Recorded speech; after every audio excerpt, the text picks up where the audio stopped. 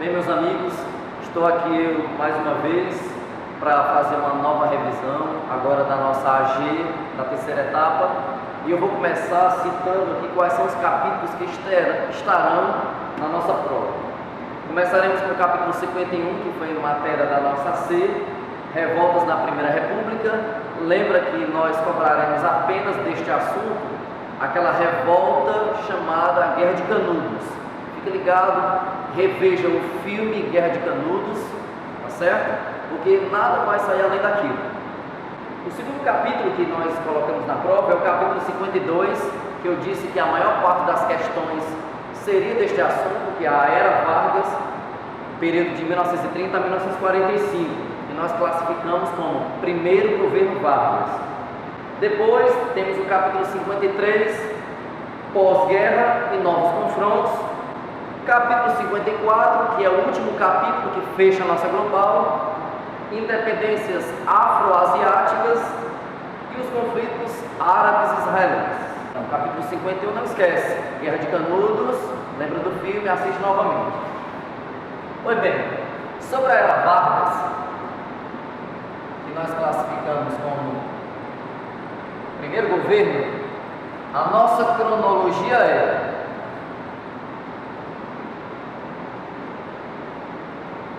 1930 a 1945. E aí nós fizemos aquela divisãozinha clássica. Olha só, 1930, Getúlio Vargas chega na presidência do Brasil, depois do golpe chamado de Revolução de 1930, tá certo? E esse período vai até o ano de 1934, tá certo? Nós chamamos de governo provisório, 30 a 34, tá certo? A outra fase nós chamamos, que vai de 1934 até o ano de 1937, governo constitucional. E por fim, de 1937 até o ano de 1945, nós chamamos de Estado Novo. Então vamos lá, vamos recapitular. Didaticamente nós dividimos a Era Vargas, que vai de 30 a 45, em governo provisório, 30 a 34, governo constitucional, 34 a 37, Estado Novo, 37 a 1945. Ok? Então vamos lá. A chegada de Getúlio Vargas aqui em 34 se deu justamente quando o Washington Luiz, tá certo? Havia indicado Júlio Prestes, um outro paulista, para a presidência, tá certo? Para concorrer com o famoso Getúlio Vargas do Rio Grande do Sul. O que é que acontece? Júlio Prestes vence as eleições, tá certo? O governo da situação, que o Washington Luiz era paulista e Júlio Prestes também paulista.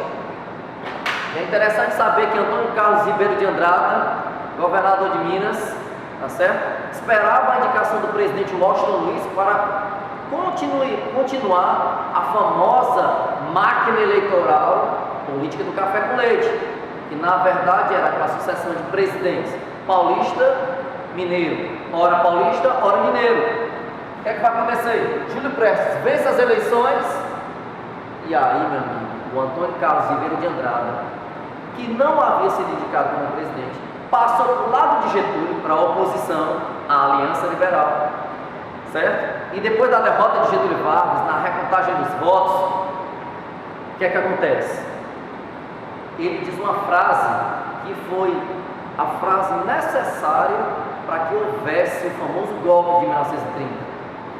A frase era: façamos a revolução antes que o povo a faça. Foi suficiente para que a Aliança Liberal tivesse apoio dos militares e tivesse sido declarado a Revolução de 1930, que nós chamamos, na verdade, de golpe de Estado. Por isso que chama esse primeiro período de governo provisório. O que você não pode esquecer aqui, que nesse governo provisório, tudo que é constitucional se torna ilegal. Ok? Como que? Ele assume em novembro de 1930, Getúlio Vargas fecha o Congresso Nacional, as Assembleias Estaduais, as Câmaras de Vereadores. Getúlio troca todos os governadores de estado por interventores federais, em que a maior parte deles eram da patente tenente. Ok? Então, começa o governo ditatorial, que é o governo provisório. O que não podemos esquecer é o seguinte: Getúlio Vargas havia prometido, mesmo dentro dessa inconstitucionalidade, certo? Uma Constituição. Porque ele encerra os trabalhos em 30 da Constituição que tinha anteriormente, a do Marechal Deodoro da Fonseca. Encerrou os trabalhos dessa Constituição, mas havia prometido uma nova Constituição. Aí você não pode esquecer: uma nova Constituição requer novas eleições. Ele foi eleito pelo povo? Não. Então ele está no poder por causa do golpe, que é chamado de Revolução de 1930. Tá certo? A demora faz com que o ano de 1932 aconteça a Revolução Constitucionalista. São Paulo lidera esse movimento, exigindo que Getúlio Vargas elabore essa nova Constituição.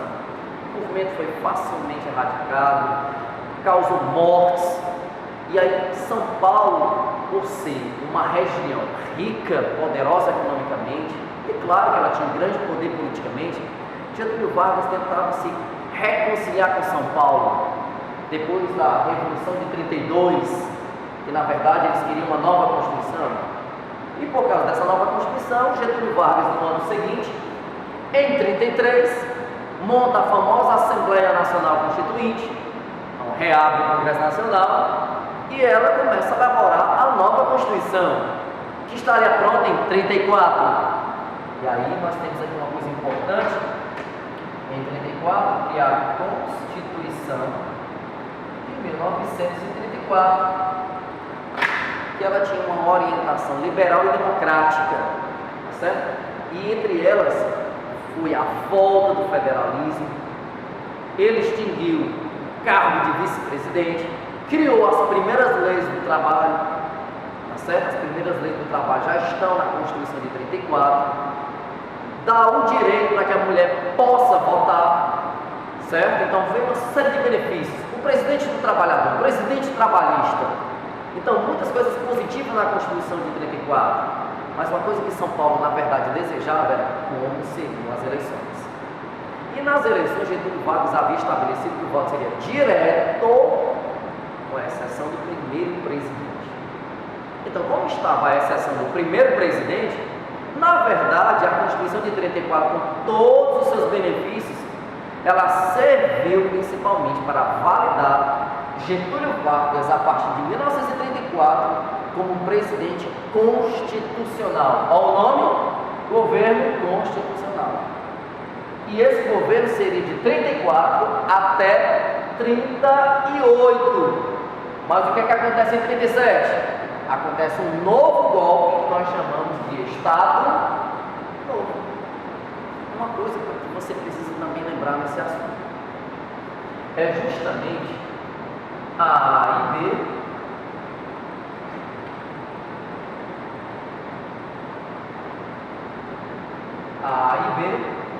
e a ANL. A Ação Integralista Brasileira, A e B, a Aliança Nacional Libertadora. Então, você entendendo isso aqui, você vai compreender justamente como é que se comporta a questão governamental de Getúlio Vargas e o que é que se pensava aqui como partido. Por exemplo, a Ação Integralista Brasileira, ela tinha uma orientação fascista. O que é que eu não posso esquecer? Que a partir dos anos 30, na Europa, houve a ascensão do nazifascismo, certo? E Getúlio Vargas tinha uma diplomacia bem estreita com o nazifascismo. Então, em outras palavras, governava com essa orientação, com esse modelo nazifascista, simplesmente fascista. Então, a A e B Ela era militarista, xenófoba, tá certo? Ultranacionalista, detestava liberais, então eles eram antiliberais, e tinha aquela coisa de defender a civilização cristã acima de tudo, ok? E a ANL era justamente o oposto, tá certo? Por exemplo, a ANL, fundada por Luiz Carlos Prestes, A e B, certo? Fundada por Plínio Salgado, então eles tinham bem grandes diferenças. Luiz Carlos Prestes era contra tudo aquilo que os integralistas pensavam. Defendia a reforma agrária, certo? Defendia um governo do povo. Opa, não esquece uma coisa.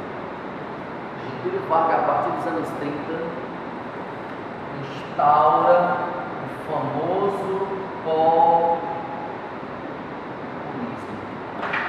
Populismo é diferente de governo popular, certo?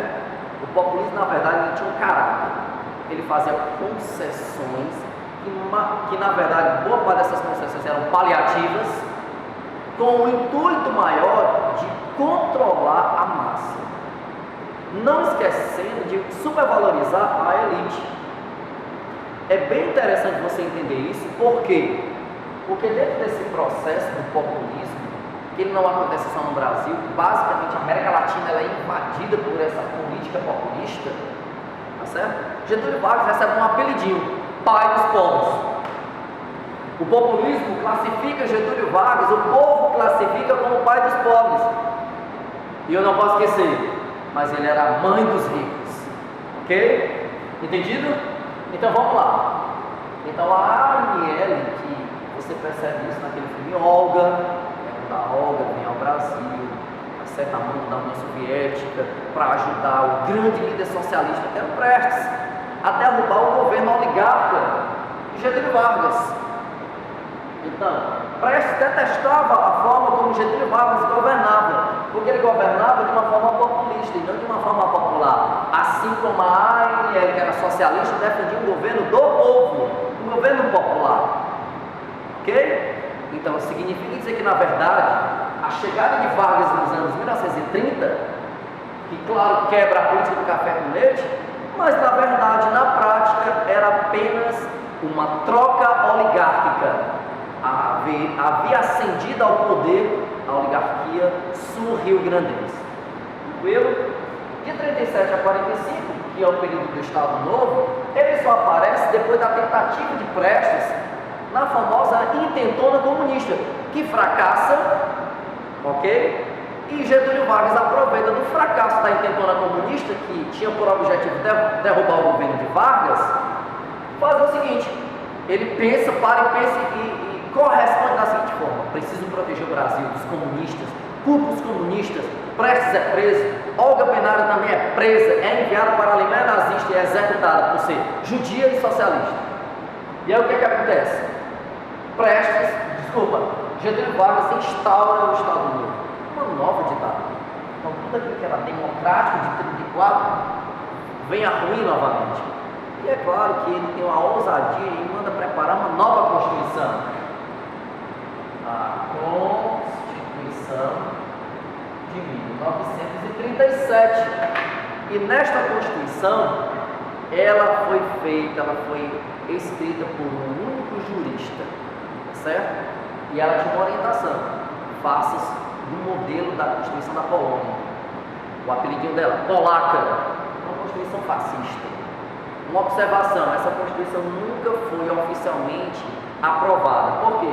Como começou o governo ditatorial novamente em 37, o Congresso Nacional foi fechado novamente, as Assembleias Estaduais também, as câmaras dos vereadores e votos interventores federais no lugar dos antigos governadores. Começa a patotada de novo, a brincadeira de novo, como aconteceu de 30 a 34. Ela vem a se repetir aqui de 37 a 45. Uma coisa importante aqui, para a gente classificar aqui: o DIP, o Departamento de Imprensa e Propaganda.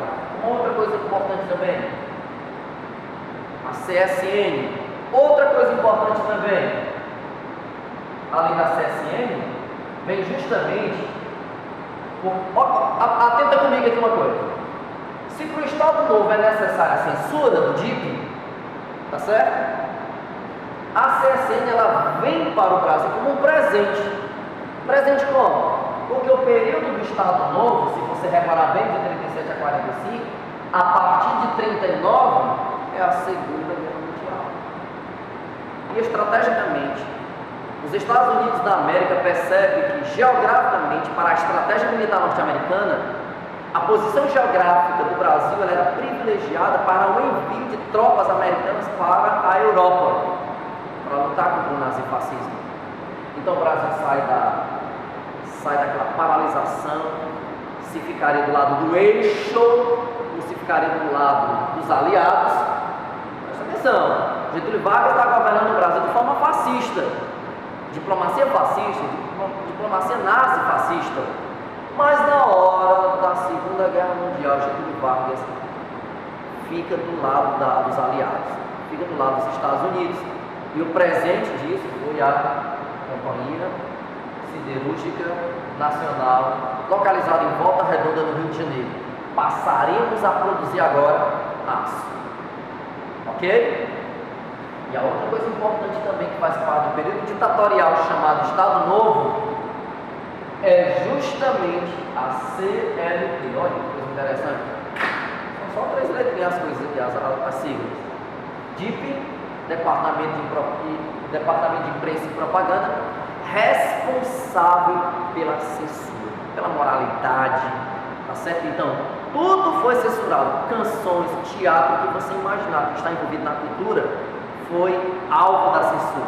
E claro, a censura ela fazia com que houvesse uma autopromoção do Estado, um culto ao líder. Parece com quem? Parece com a Alemanha nazista, um culto ao Führer, tá certo? Um exemplo, aquela musiquinha que nós vimos nos slides, que vai estar também na sua revisão, que você vai ter acesso a esses slides que serão postados, da Era Vargas, que foi aquela musiquinha que Ataúfo Alves e Wilson Batista haviam colocado. Quem trabalha é quem tem razão, eu digo e não tenho medo de errar. Que aí falava, o bonde de São Januário leva mais um operário, sou eu que vou trabalhar. Então, a música foi censurada porque dizia, o bonde de São Januário leva mais um otário, um trabalhador, para o bairro industrial chamado São Januário. Chegou na censura, chegou no DIP, quer gravar a música? Muda a letra. E ele muda a letra. O bonde de São Januário leva mais um operário, sou eu que vou trabalhar. Então ela fez uma promoção ao governo trabalhista de Getúlio. Para que a gente saia desse assunto, você percebe uma coisa importante. E dentro dessa coisa importante aqui é o seguinte: nos anos de 39 a 1945, que é os anos da Segunda Guerra, a FEB, Força Expedicionária Brasileira, juntamente com a FAB, Força Aérea Brasileira. E é interessante comentar uma coisa aqui, que é o seguinte: na guerra, era muito comum no Brasil se falar o seguinte: o Brasil entrando na guerra, isso é uma piada, era tido como piada, era falado, os falatórios que se tinha, isso é piada, o Brasil não entra numa guerra, é mais fácil a cobra fumar do que o Brasil entrar na Segunda Guerra. O Brasil entrou na Segunda Guerra e um dos slogans da FEB é uma cobrinha lá fumando, a cobra fumou. Então você entendeu, a cobra fumou, o Brasil participou da Segunda Guerra Mundial e claro, a vitória dos aliados colocaria em xeque o governo de Getúlio. Por quê? Porque no exército volta, o Brasil está sendo governado de forma fascista. E aí Getúlio Vargas é convidado a renunciar ao cargo da presidência. Ele faz de força, renuncia, tá certo? E termina o primeiro governo de Vargas, que nós não esquecemos, só dividimos didaticamente para compreendermos os 15 anos. Ok? Tranquilo? Vamos passar por um outro assunto importante, que na nossa cronologia para a prova, é justamente o pós-guerra e os novos confrontos. E uma coisa interessante que você tem que perceber aqui nesse assunto, eu vou aqui pescar um pouquinho aqui do meu livro, só para a gente fazer um segmento. Certo? Só para a gente fazer aqui um segmento. A Guerra Fria, que ela vai partir justamente no final da Era Vargas, e claro, obviamente, no final da Segunda Guerra Mundial, nós vamos entender uma coisa aqui. Bem, então, o nosso novo assunto, aqui, nosso ponto de partida é justamente essa data final da Segunda Guerra Mundial. Então, o que está por vir aqui é a famosa a Guerra Fria. Então, no nosso assunto está escrito assim: pós-guerra, Segunda Guerra Mundial e novos confrontos, beleza? Aqui nesse assunto, fica atento para uma seguinte coisa.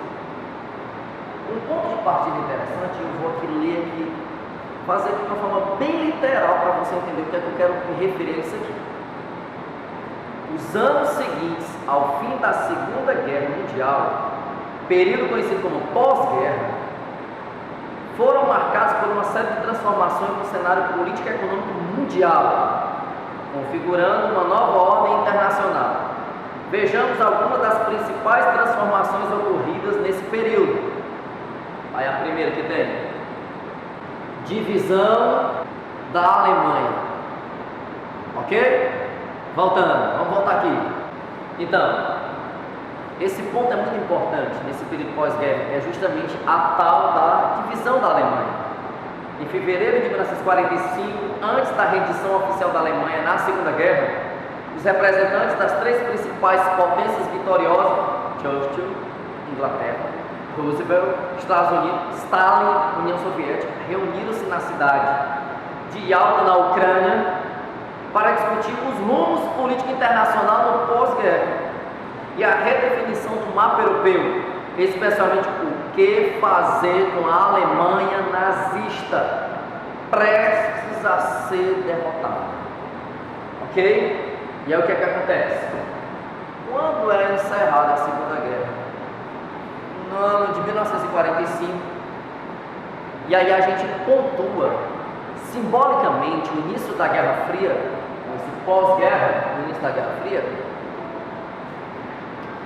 a divisão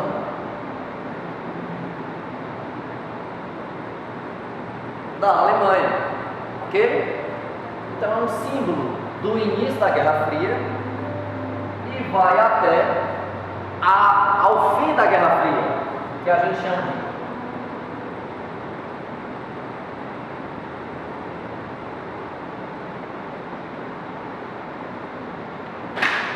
presta atenção. Início da Guerra Fria, simbolicamente, divisão da Alemanha. Fim da Guerra Fria, simbolicamente, reunificação da Alemanha. Aí você já sabe o que é isso aqui: queda do Muro de Berlim. E as reais intenções da divisão da Alemanha em uma zona socialista, olha só, uma zona socialista, vamos considerar que aqui é o muro socialista, capitalista, a guerra bipolar, a guerra ideológica, tá certo? Então, estava havendo uma migração muito grande do lado de cá, não existia ainda o muro. Stalin tomou a decisão de construir o muro de Berlim justamente para proibir a saída, principalmente da mão de obra especializada, porque a parte capitalista era muito mais fácil de enriquecimento, de ganhar dinheiro, tá certo? E no socialismo isso não fazia parte dessa doutrina, ok? Não fazia parte desse modelo político econômico do socialismo. Então vem a direção de construir literalmente o tal do muro de Berlim, o muro da vergonha, cortina de ferro, para você achar melhor. E aí o que é que acontece? A Europa foi devastada pela guerra. São criados organismos econômicos, organismos militares. É nesse períodozinho que é criado a famosa ONU, a Organização das Nações Unidas, e é interessante que no seu livro também vem dizendo que a ONU, sediada em Nova York, foi criada no ano de 1945, em junho, quando representantes de 51 países, inclusive do Brasil, assinaram a Carta das Nações Unidas, que entrou em vigor em 24 de outubro de 1945. Princípios básicos da Carta: a manutenção da paz e da segurança internacionais, o desenvolvimento de relações amistosas entre as nações, o estímulo à cooperação entre os países na busca de soluções para problemas internacionais de caráter econômico, social, cultural e humanitário. Beleza?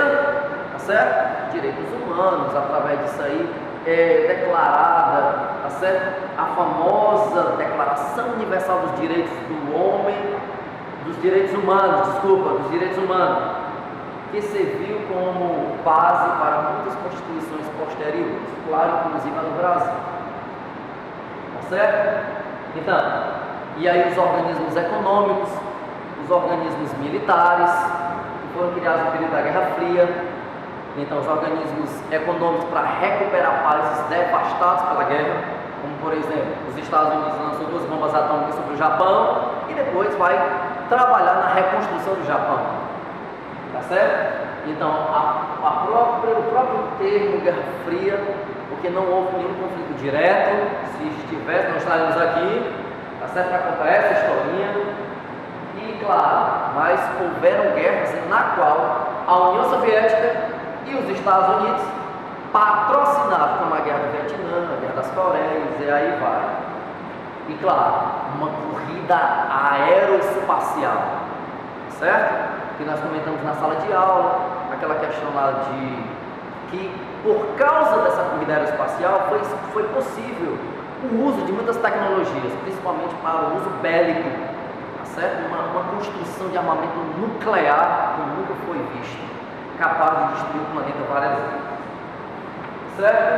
Então, e agora vamos findar o nosso assunto, que é no capítulo 54, que é as independências afro-asiáticas e também os conflitos árabe-israelenses. Para a gente terminar, vamos para a primeira metade, que é justamente as independências afro-asiáticas. É só você não esquecer a seguinte coisa que nós comentamos na sala de aula. Pontualmente, eu quero que você estude apenas a independência da África do Sul e a independência da Índia, ok? Olha só, você não vai esquecer de jeito nenhum, é bem fácil.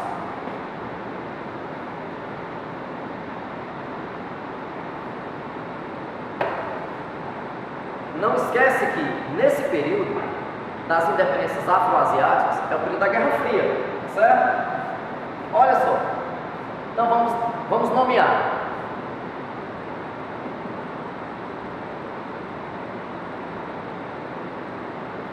África do Sul,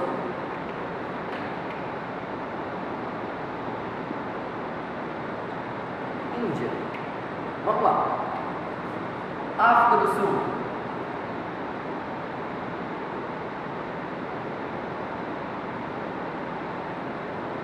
Nelson Mandela. Aí você lembra logo.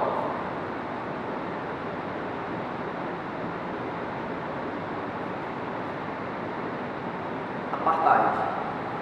Ok? Índia. O Mahatma.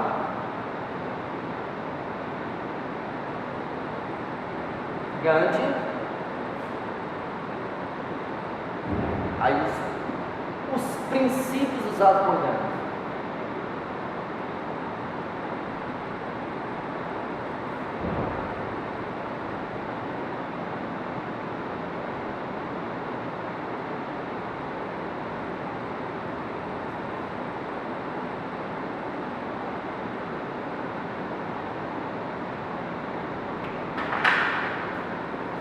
Desobediência civil e não violência.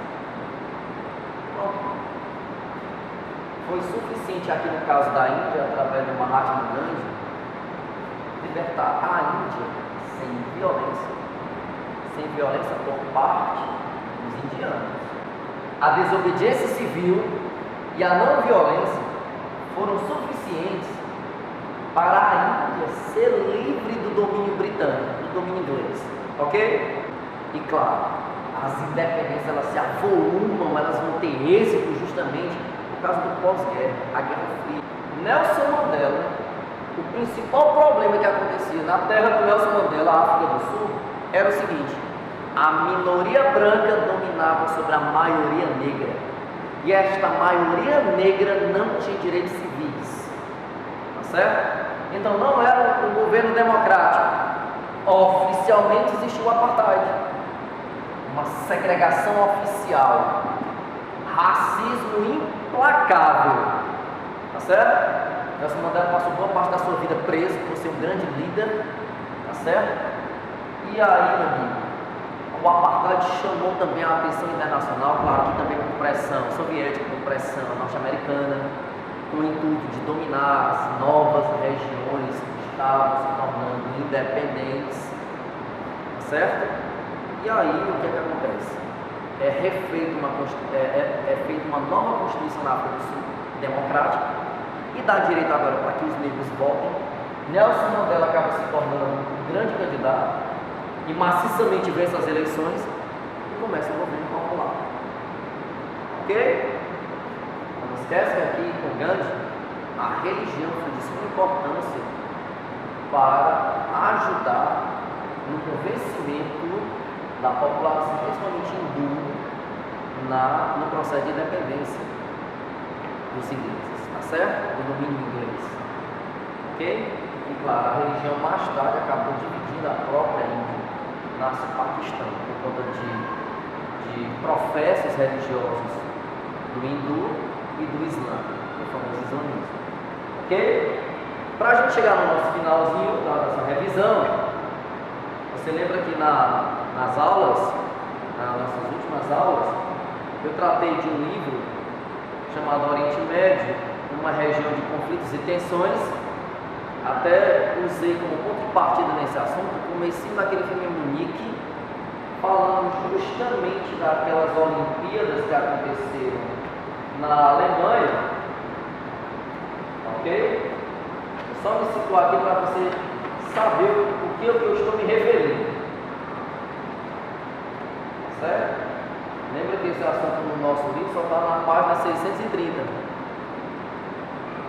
E olha só, as famosas Olimpíadas de Munique, no ano de 1972, foi um dos agravamentos desde o nascimento do Estado de Israel.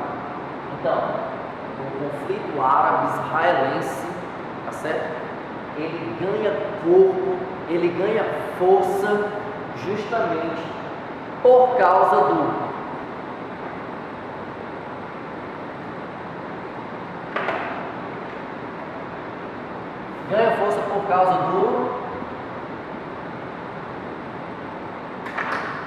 sionismo. Theodor Herzl, jornalista, escritor, judeu austríaco, tá certo? Fomenta, promove justamente essa ideia de se criar um lar judaico. Agora aonde?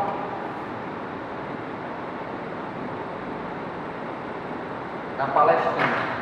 Na Palestina, que para os judeus, como eu li lá no meu livrinho, eu vou reler só para fundamentar, os hebreus, nome antigo dado aos judeus, já estavam presentes na Palestina pelo menos desde 2000 anos antes de Cristo, certo? Então o intuito era o movimento sionista, tá certo? Convocar a população judaica espalhada pelo mundo para voltar para casa. Para onde? E para os judeus?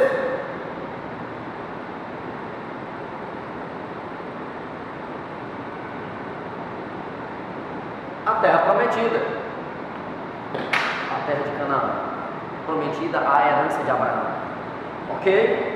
E aí o que é que acontece?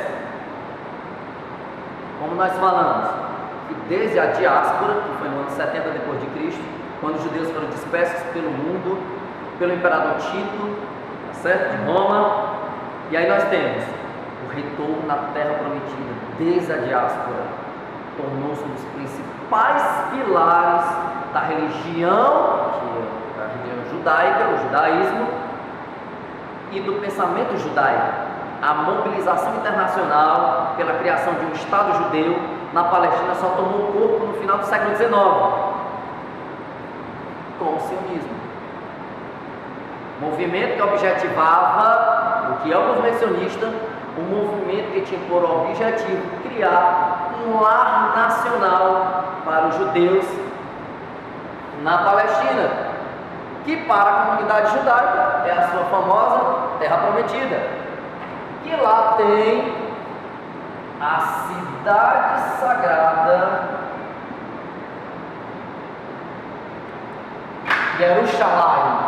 Jerusalém. Ok? Porque a questão toda é, no ano de 1948, a ONU aprova o nascimento do Estado de Israel. Certo? E aí a coisa complica, os conflitos começam, a tensão fica muito grande na Palestina, porque a divisão da ONU era criar a proposta da ONU, aliás, criar dois estados, o Estado israelense e o Estado palestino. Mas na hora da divisão houve muita confusão e os árabes não aceitaram a parte na qual ficaram para eles. Os árabes que professam o Islã, certo? E aí disseram, ou é tudo ou é nada. Uma série de guerras aconteceram depois do nascimento do Estado de Israel. Guerra dos 6 dias, Guerra dos Suez, Guerra do Yom Kippur. Então uma série de guerras foram acontecendo. A comunidade árabe se reúne em prol dos árabes que estão agora em Israel, em ajuda mútua para tentar destruir Israel. Ok? Então, para que a gente finalize, certo? Vai ficar bem fundamentado. Você não pode esquecer o quê? Que dentro dessa proposta não está somente uma questão territorialista, certo? Ou geopolítica, mas também está justamente questões religiosas. Porque na Terra Prometida, para os judeus, que é a Palestina, Jerusalém é sagrada, tá certo? A cidade santa, ela é sagrada para 3 religiões: judaísmo, islamismo e cristianismo. Ok? Está muito pano para manga, meu amigo, de história para ser contada, através das profissões de fé desses povos. Ok? Então, isso faz com que ela fosse tão disputada. Então, não esquece de assistir, rever, se necessário for, dar uma lida no nosso material no livro, ok? Os slides estarão postados também para que você possa baixar, rever toda a história da Era Vargas. Estude, que a nossa prova não está difícil. Quero agradecer mais uma vez, tá certo? A paciência de você estar aqui nos assistindo e também nos ouvindo, mas é para o seu bem. Ok? Quero agradecer também aqui ao Marcelo por conta dos equipamentos que ele tem disponibilizado e tem se mostrado assim profissionalmente para que vocês possam ter, na verdade, um material de qualidade de revisão. Tá certo? Um abraço para vocês e chupa essa manga, galera. Estuda bem!